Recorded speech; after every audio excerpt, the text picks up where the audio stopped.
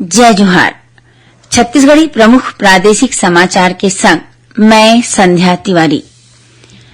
प्रधानमंत्री आज video conference ले रोजगार मेला के तहत करीबन 51,000 चयनित युवा मन ला नियुक्ति पत्र सौंपीन।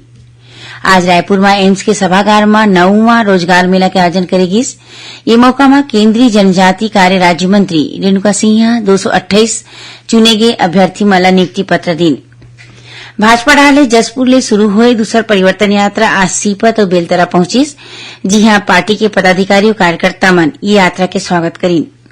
वहां केंद्रीय विदेश संस्कृति राज्य मंत्री मीनाक्षी लेखिया आम सभा ला संबोधित करीन।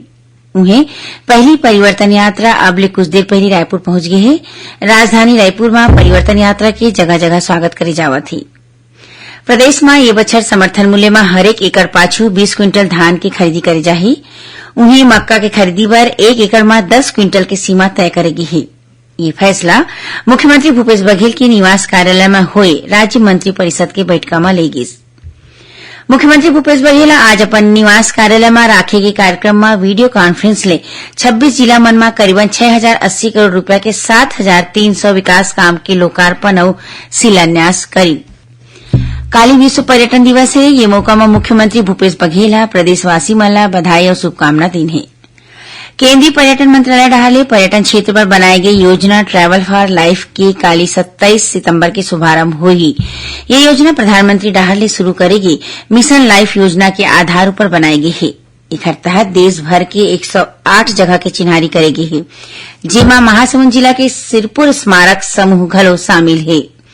आयुष्मान भारत योजना ला सुघ्घर ढंग ले लागू करे बर छत्तीसगढ़ ला 3 राष्ट्रीय पुरस्कार मिले हैं।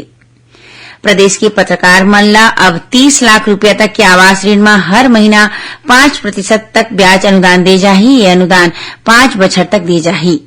और दक्षिण पूर्व मध्य रेलवे के आने खंड में मरम्मत और रखरखाव काम की स्थिति कुछ एक गाड़ी की अवई जवई आज ले 6 अक्टूबर तक प्रभावित रही।